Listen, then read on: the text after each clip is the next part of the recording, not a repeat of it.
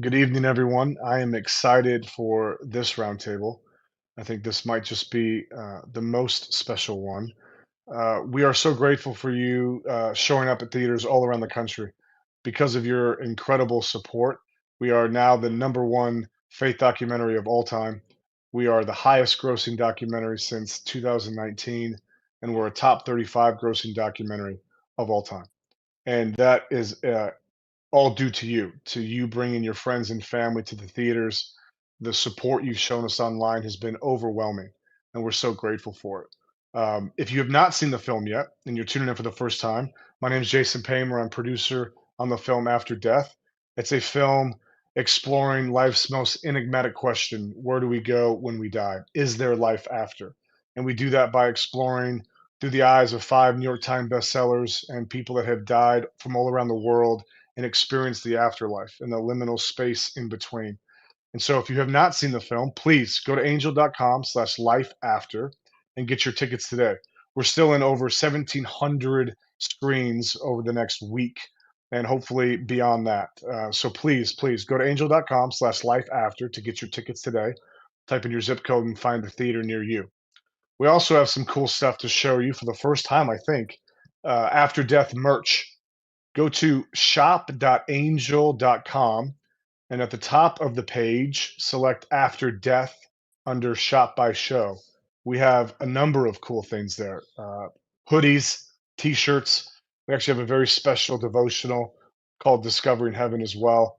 We'd love to see you wear some of the merch and swag. Stop us at airports. This is a fun thing too. I've actually had a number of people stop me already out in public wearing one of the shirts. So please go to shop.angel.com and grab yourself some After Death merch. Now, we have done two of these roundtables so far, covering the evidence around near death experience, NDEs, and brought on people who've had NDEs.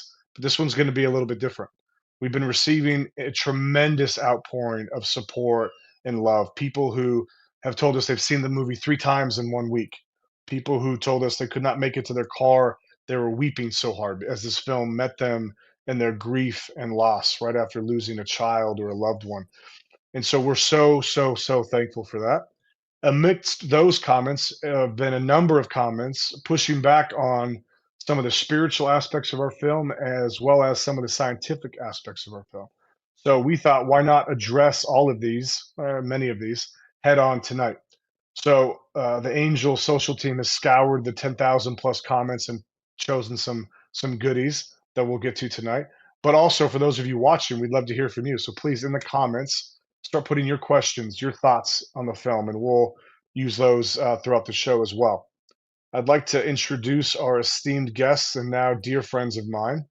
Let's bring those folks on. We have Dr. Michael Sabom, cardiologist and researcher and author of Recollections of Death. We have Dr. Jeffrey Long, oncologist, researcher, and New York Times bestseller of Evidence of the Afterlife.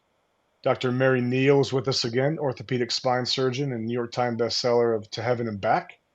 And John Burke, New York Times bestseller of Imagine Heaven, which our film is heavily based on and was an early inspiration for the film. And then the recently released book, John, Imagine the God of Heaven. So all those books, please go to where books are sold, find those. We will be putting all those books up on our site as a resource as well. Those were early inspirations and guideposts for us. So please go find those wherever books are sold. I want to start here with the scientific. We'll have Dr. Sabom take this first one. The team can pull up the comment. Okay, so everyone is saying proof of God, in quotes, has clearly never experimented with drugs and tapped into the true power of the human brain and its ability to fabricate reality itself. What say you, Dr. Sabom? Well, I think I'm very careful about using the word proof versus evidence. I think there is evidence with this experience that uh, people are encountering a transcendental entity, which very easily could be God or an angel or whatever. I personally feel that this is a spiritual experience that's occurring before death and not after death. And I think one of the most striking things or evidence in support of this being God or something that imitates God or manifests God is the effect that these experiences have on people. If you scientifically look at their belief in an afterlife and their death anxiety following these experiences, they're very, very powerful experiences. So I don't think we can argue that. They are personal experiences, but they have tremendous effects on the people in their belief in God and their pursuit of God thereafter. Anyone else want to take that? Well, I think I drugs, just think one thing that's so I was just going to point out the fact that there have been studies looking at hospitalized patients who have or have not had near-death experiences and have looked specifically at their medical records to identify those that did have hallucinogenic medications given and those that didn't. And there is absolutely no correlation to whether someone had hallucinogenic medications given or not. You know, I think it's a handy excuse to say that these experiences can be replicated with drugs, but the fact is that's not information that actually pans out when you really dig into it. And I got to jump in too. There's been a lot of buzz and recently a lot of social media sites about the possibility of so-called psychotropic drugs. That means brain-acting drugs. A few years ago, I co-authored a study that was called the Aware-1 study, published in the Annals of the New York Academy of Sciences, and we looked at very carefully at the prior publications about the effects of psychotropic drugs and looked carefully at what occurs during a near-death experience. And the conclusion of this study, no correlation at all. Psychotropic or brain-acting drugs are not anywhere near consistent in producing essentially anything with near-death experiences. Psychotropic drug experiences are typically hallucinatory, they're unreal, the events skip around like they do in a dream, they're much more likely to be frightening. And in fact, on our research website, nderf.org, many people share their near-death experiences and then go out of their way to say, we tried psychotropic drugs, and almost uniformly when people share psychotropic drug experiences and their own near-death experiences, they're substantially different.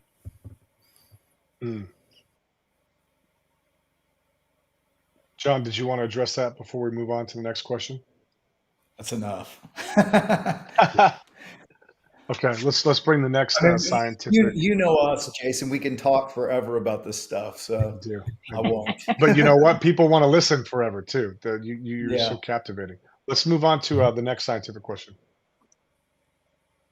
If the brain doesn't get enough oxygen, hallucinations occur. I think that's the only logical explanation to this, in quotes, phenomenon. Dr. Long, you want to start us off?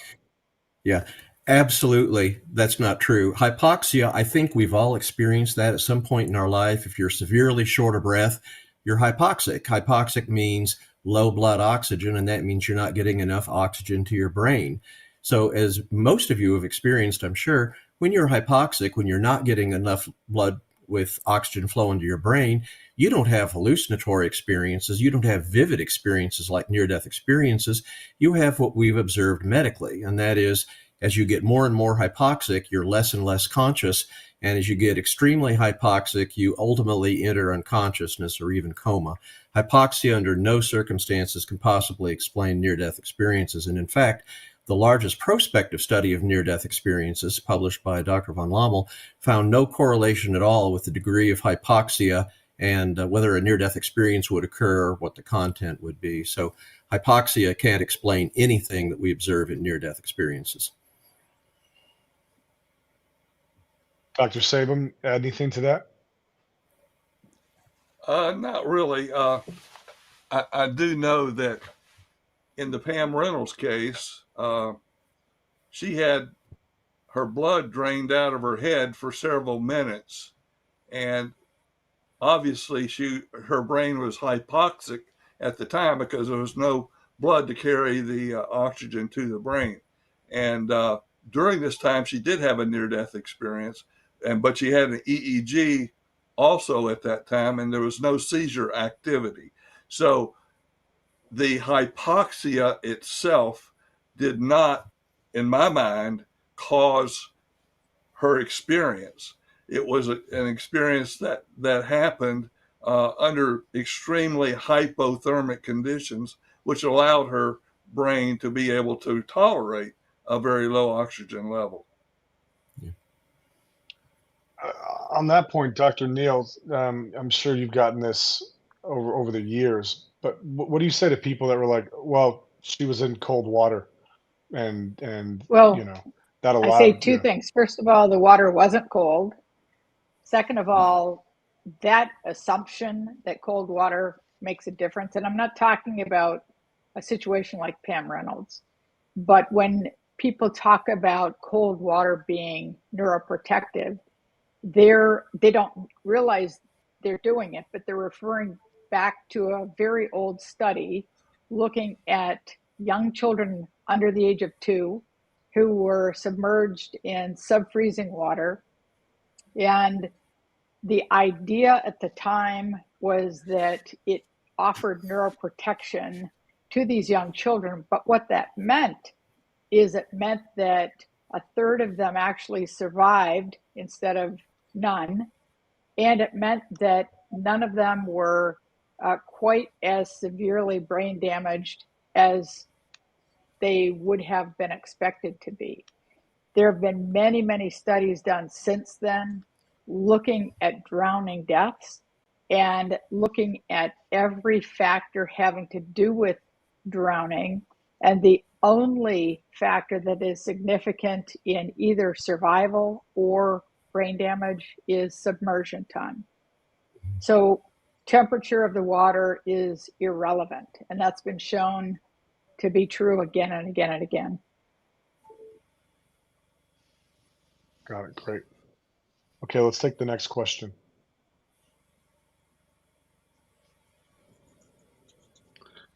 Is this a religious film? If so, I'll pass. If it's data-driven with firsthand documented accounts, it sounds interesting.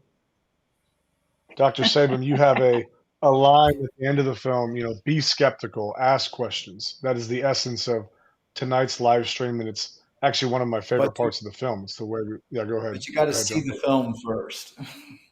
You got to see Yeah, it. exactly. Yeah, exactly. Exactly, yeah.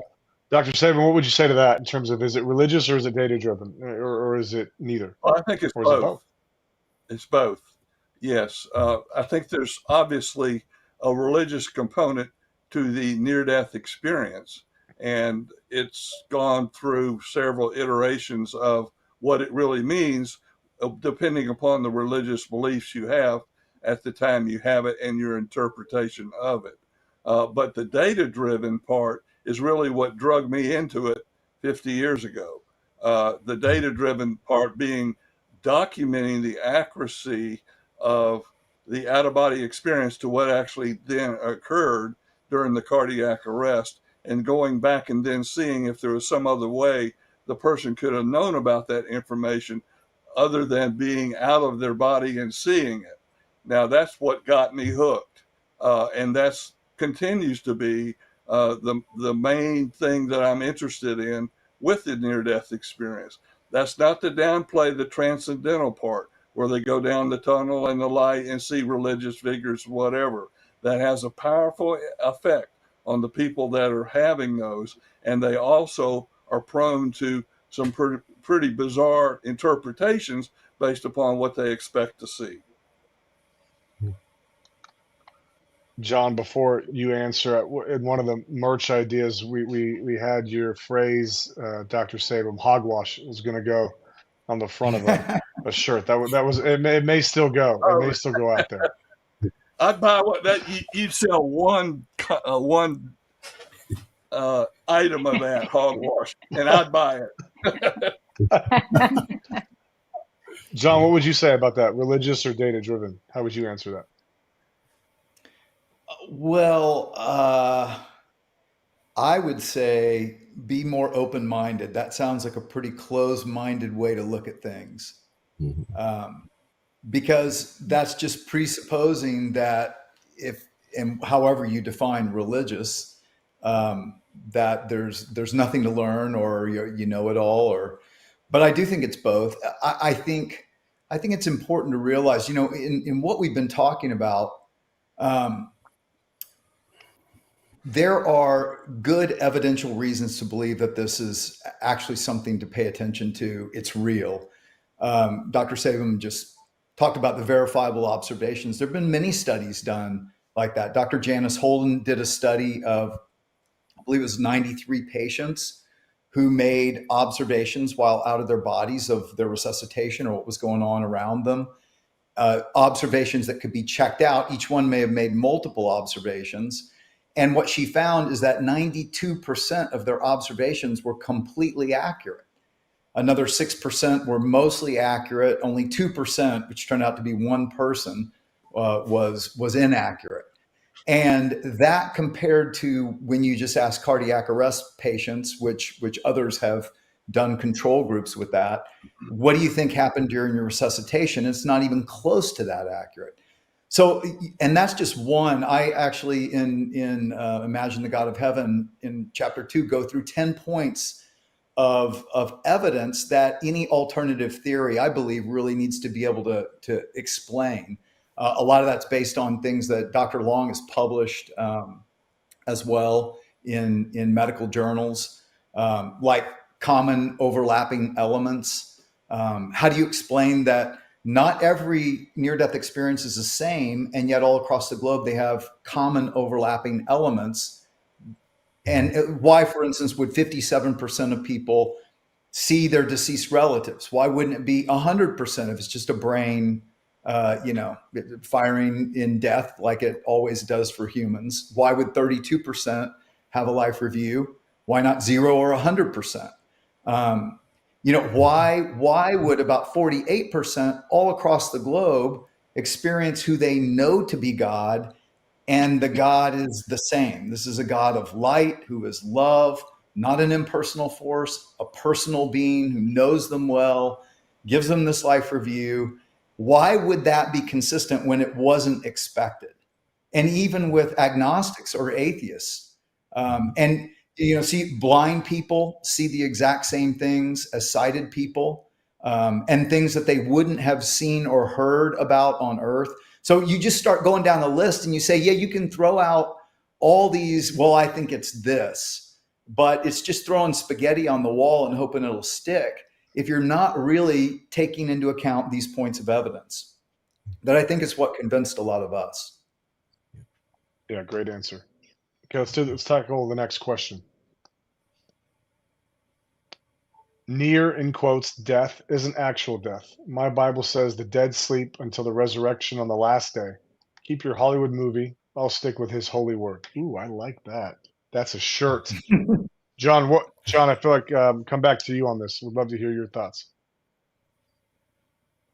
Well, I mean, that's a particular view of soul sleep, which is not a common Christian view. Actually, I think it's I'm not sure, so I won't speak on it. But so I forget the question. Was there a question there? Or was it more of a statement? Yeah. I think the point is that my Bible says the dead sleep until the resurrection. Well, that's not what my Bible says. So maybe we're reading different ones. Paul said to be absent from the body is to be present with the Lord. I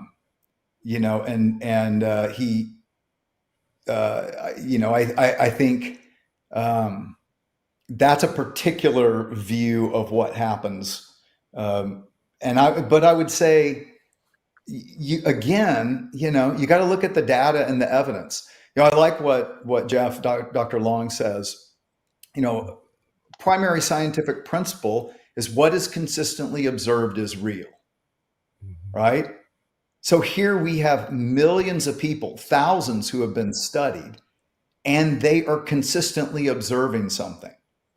And the question is whether you're going to just write it off or you're really going to pay attention to it. I think it does. It is evidence. And like any evidence, in a court of law, if you have 10 eyewitnesses who all saw an accident, if they all say exactly the same thing, that's collusion. They talked, right? You wouldn't trust it. But if they all say overlappingly similar things, but from different perspectives that vary, that's the strongest testimony. And then we say it's proven beyond a reasonable doubt.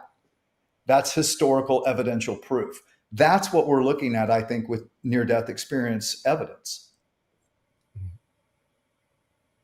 I'd just like to say one thing, though, and I happen to agree with that first phrase that was used.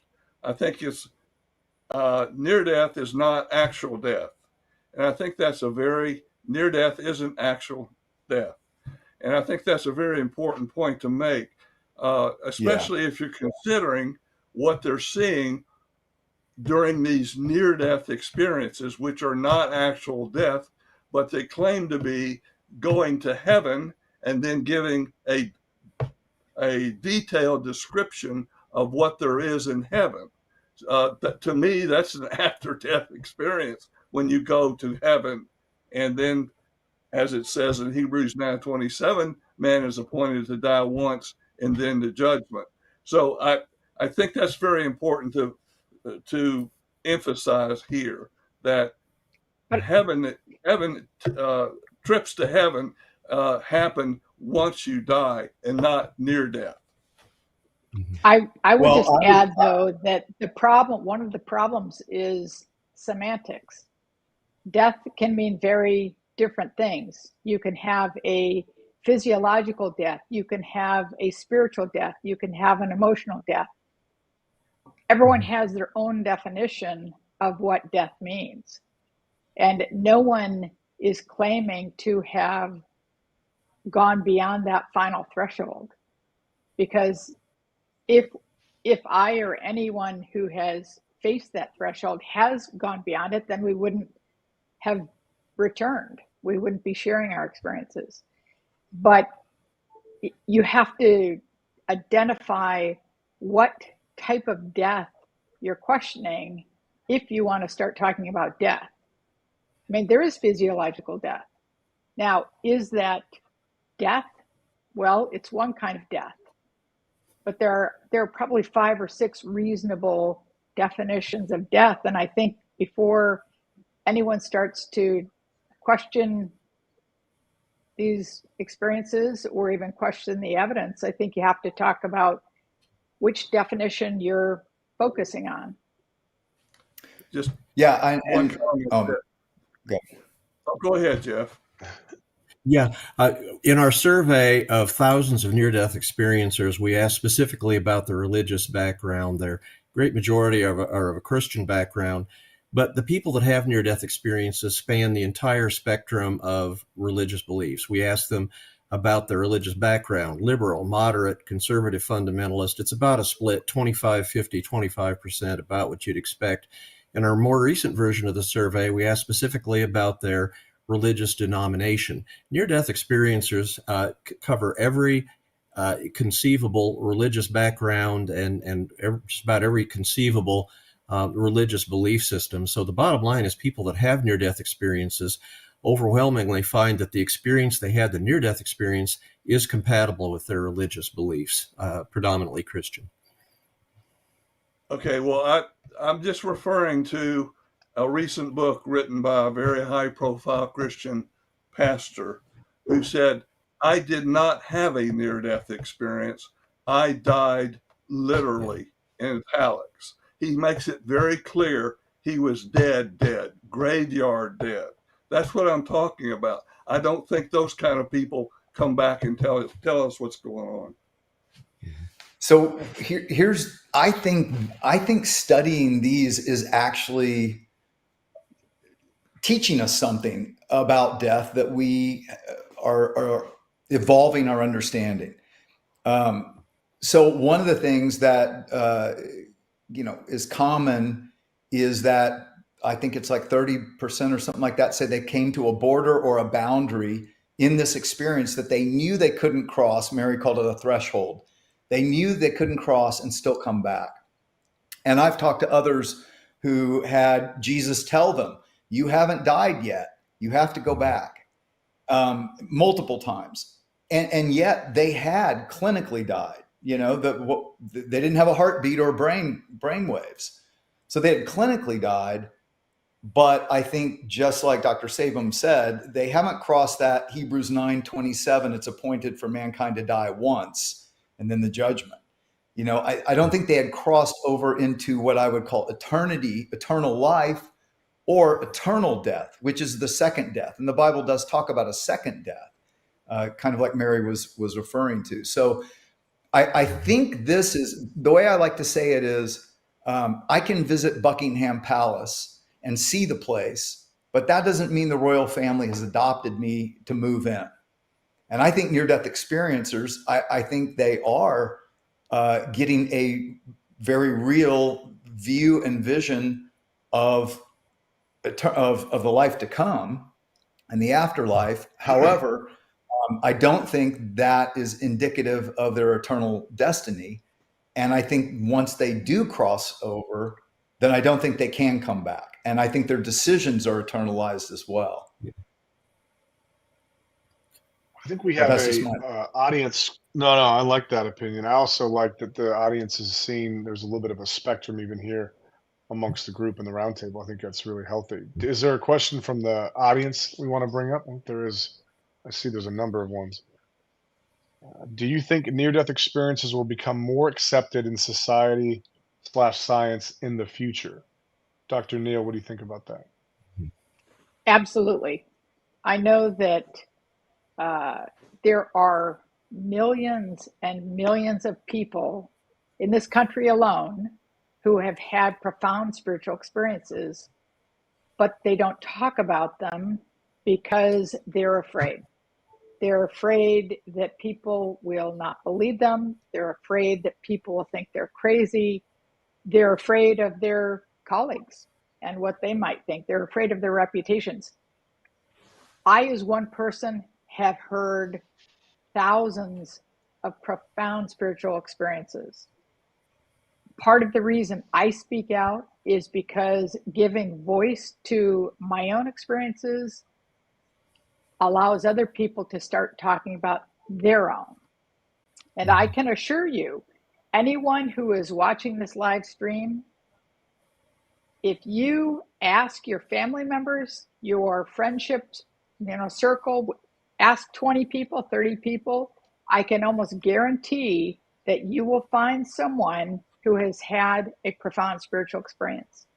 I think that the more people talk about a subject, the more other people are willing to share their own experiences. So I absolutely think this will become more accepted, more open to conversation and question.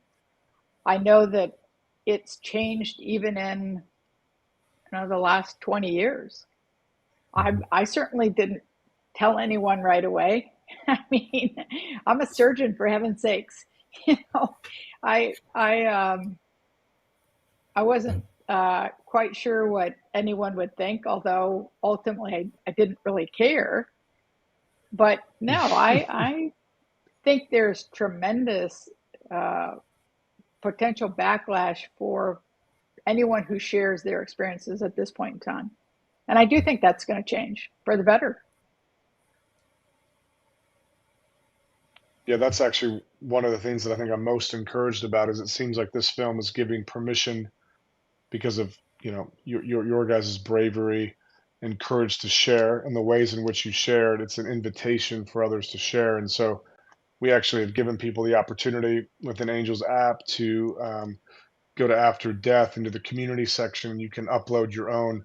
It's angel.com/mynde. And people, it's an overwhelming amount of people are self-taping their own stories. I was telling someone this the other day, but this is the only film I've been a part of where it's like this topic literally touches nearly everyone to some degree. I'm not talking about just death, which is an obvious statement. I'm talking about actually a version of a near-death experience or a full-on near-death experience. It seems like everybody knows somebody in their life that's had one, and it's really remarkable. And this film sort of unlocked and given permission for people to share. So that's been, I think, one of the more exciting pieces for the filmmaking team to see. Okay, let's pull Well, the next question up. I think we studies. got. Yeah, go ahead, John. Oh, I was just going to add to what you said that studies show about 1 out of 20 people have had one. Mm-hmm. Yeah. Yeah, it's remarkable. Okay, next question. Let's hit a few more of these. Okay, when dealing with people who are very hostile to the idea of NDEs, what do you suggest you should do? Talk to Dr. I Long. I Dr. will tell Long. you. Oh, Mary, you go ahead.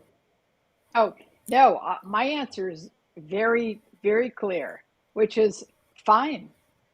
I mean, I don't want anyone to take me at face value. I don't take other people at face value.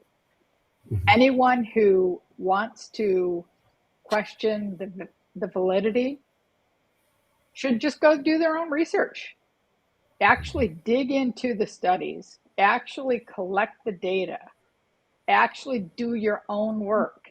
Don't take anyone at face value. I am a skeptic, and I think all of us on this panel would agree that every person should do their own work and collect enough evidence from the scientific data, from other people, from sacred scriptures, and from their own life, and then be able to make a decision. Dr. Long, did you want to add anything to that? Yeah, absolutely. Having a near-death experience personally eliminates doubt about near-death experience. In our survey, we asked people what they thought about the reality of their near-death experience. 94% said their experience definitely real. About another 6-7% said it was probably real. So virtually uniformly, if you have a near-death experience, you know it's reality by your own personal experience. So that's the good news. I couldn't agree more with Dr. Neal. If you really want to go study near-death experience, look at the evidence, look at it objectively, and very importantly, open-mindedly, you're going to discover what near-death experiencers discovered through their own personal experience, that near-death experience is, in a word, real.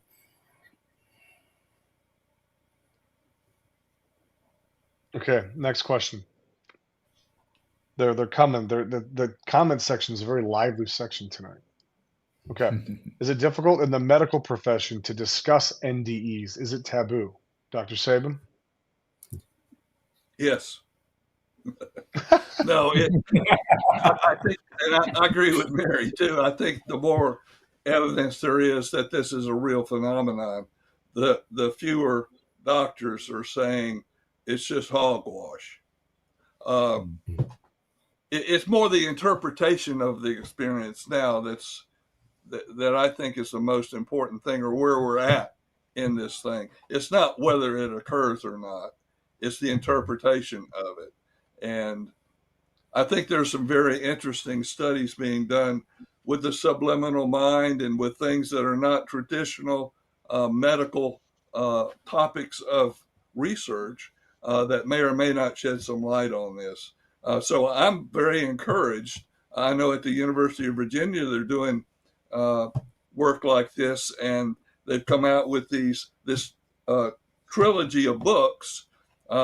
Irreducible Mind is the first one, 800 pages, and all three together, they're 1,800 pages. But these are professors, physicians, and high-level scholars who are writing these books, and I think they're really worth paying attention to. And matter of fact, I'm not involved with this at all, so I have no dog in this fight. But their first book, Irreducible Mind, they say that this is psychology for the 21st century. In other words, we're sort of moving into looking at this whole subject more seriously and not just writing it off.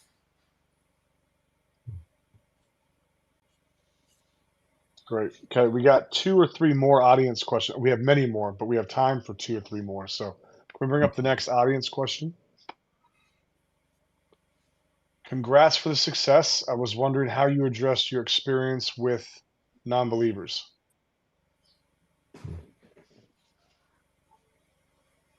John, do you want to answer that? I know you took a couple dozen people to the movie.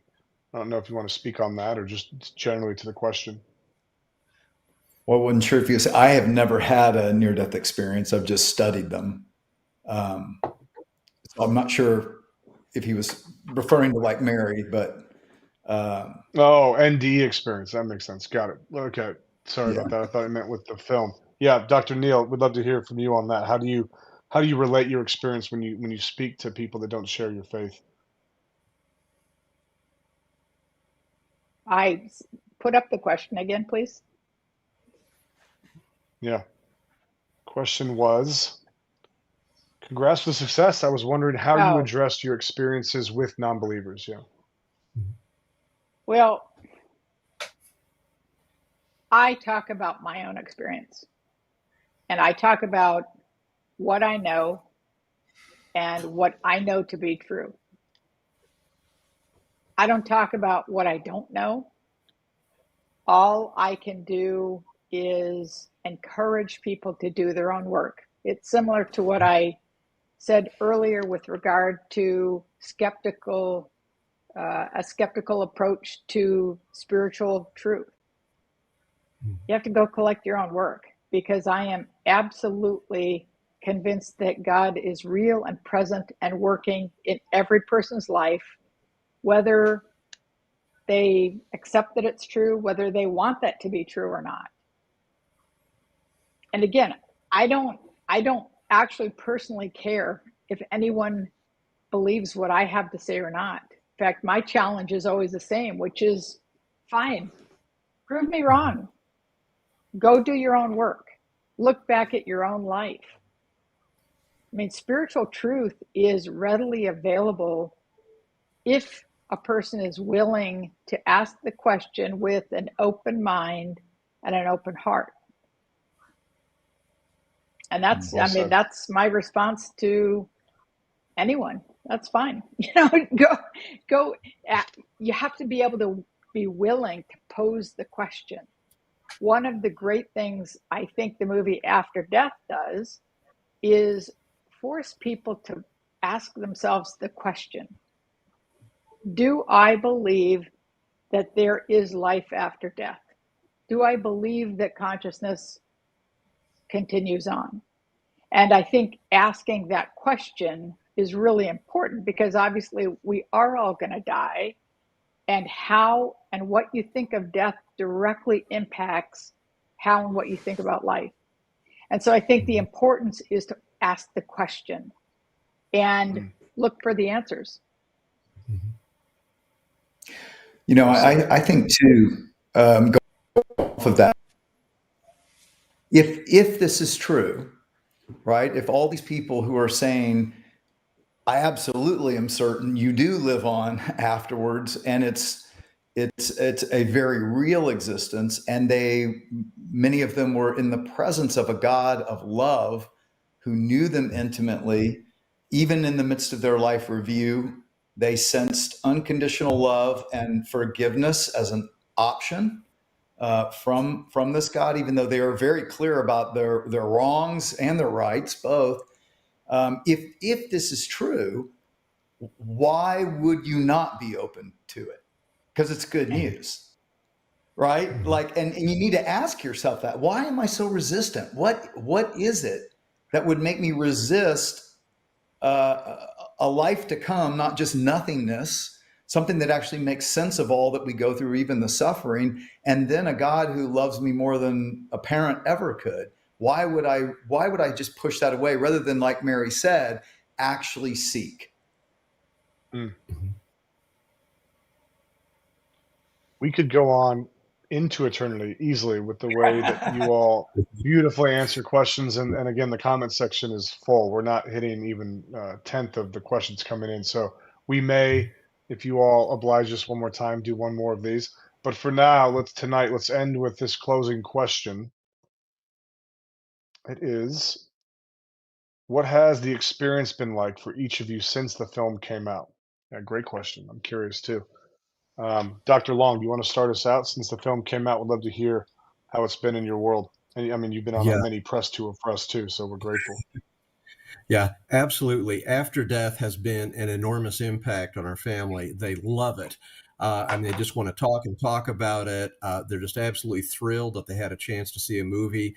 I mean, it's deeply impactful to huge members of the audience, including our own family members. Now, I'm still practicing as a full-time physician, and I've talked to some of my patients are aware of after death. And once again, overwhelmingly positive comments about that. They're absolutely thrilled that there's a movie like that. Again, they can think about their own spirituality, they can share it with other people. So it just the ripple effect of how the movie impacts one person, they talk to other people, me and other people, and the positive impact it's had on everyone around them is just absolutely amazing to me. That's encouraging. Dr. Sabin, what's your experience been like since the film came out? I think most people have really enjoyed watching it. Some of my more conservative Christian friends, myself included, would have liked a little bit more about what type of life there is after death and not just whether there is one or not. And that then gets into my Christian beliefs that the gospel of Jesus Christ is the way to go to heaven. And that is very important to me and the people I've talked to. But the film, for what it's worth, and as it's done, I think was done very well. And it's what I would consider an example of the general revelation of God, because I think God is really emphasized and portrayed in this film. And there is a God. I'm absolutely positively sure of that. And that's where I think the strength of the film lies. Yeah, I Dr. saw. Neal? Oh, sorry. Okay. Oh no, I mean, I've had a number of friends see the film. Even in my small town, it's in one of the theaters, actually the only theater.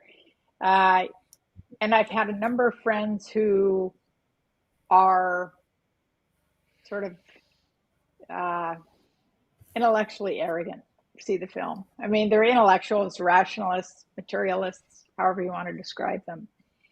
And the feedback from them has been overwhelmingly positive and interesting. It has caused them to ask the question. And I think that is a really powerful and impactful thing. So it's been great. I love hearing that. John, what's your experience been like? Yeah, it's been great. I actually, I told you, Jason, but I paid it forward for 30 people on these two soccer teams I play on, and then some of my neighbors. And, after we sat around in the bar at the movie theater talking for an hour. And these are guys who were telling me, yeah, well, I have done DMT and ayahuasca. And, after I had just said in the movie that it's nothing the same. So we had an interesting conversation about that. But also what was fascinating is that it was really eye-opening for them, and they saw that the evidence, but the hellish experiences troubled them. And I was able to explain. And then one of the guys said, yeah, but if it's real, don't you want to know? And he said, yeah, that's true. And then I explained that, you know what, but here's the thing. Like, hell is not designed for people. And that is the good message of God, is that what he did through Jesus is provide a way that everyone can be forgiven, and God can still be just in forgiving us, no matter what. And that all he needs is a heart turning back to him who wants him, wants his forgiveness, wants his love. And so we had this incredible conversation, like I said, for an hour. These guys are from 7 different nations, and every religious background you can imagine. So for me, it was awesome. It's like, it was a great conversation starter. And I think that's what it does really well. I love hearing that too. Well, thank you all again for coming to another live stream roundtable. We are so grateful. You have been exceedingly generous and sacrificial with your time over the last month and a half, 2 months, as you traveled around the country and participated in a ton of press and again showing up on the live stream. So we're so grateful. We did not get to all of the questions in the comments, so we may be pinging you again for another one of these. For those of you that are watching the live stream that have not seen the film, please go to angel.com/lifeafter to find a theater near you. We are in 1,700 theaters, which is a wide release for at least another week. Go to angel.com/lifeafter to find a theater near you. John, Dr. Neil, Dr. Long, Dr. Sabin, thank you again for coming. Really appreciate you guys. Thanks. You're welcome. Thank you. Thank you. Jesus said, "Do you have any questions?" I said, "I got a million questions." He said, "What do you want to know?" I was in my residency training. I found in the title of an article the term near-death experience. Love has no time. You're out of your body and out. I can't be dead because I've never felt more alive. Flow into the sky.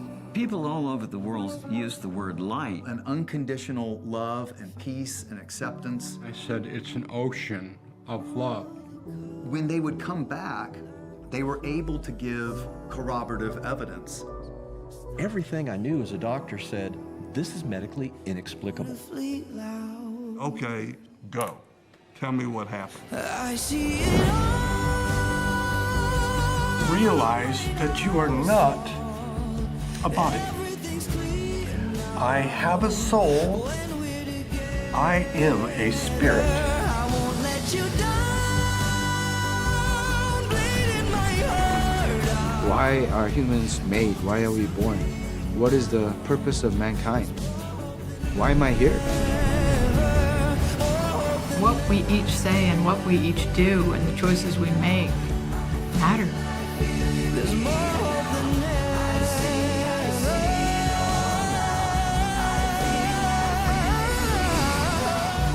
Your time is not up yet. You still have a purpose on earth. Be skeptical. Ask questions. Think about it. There's more hope than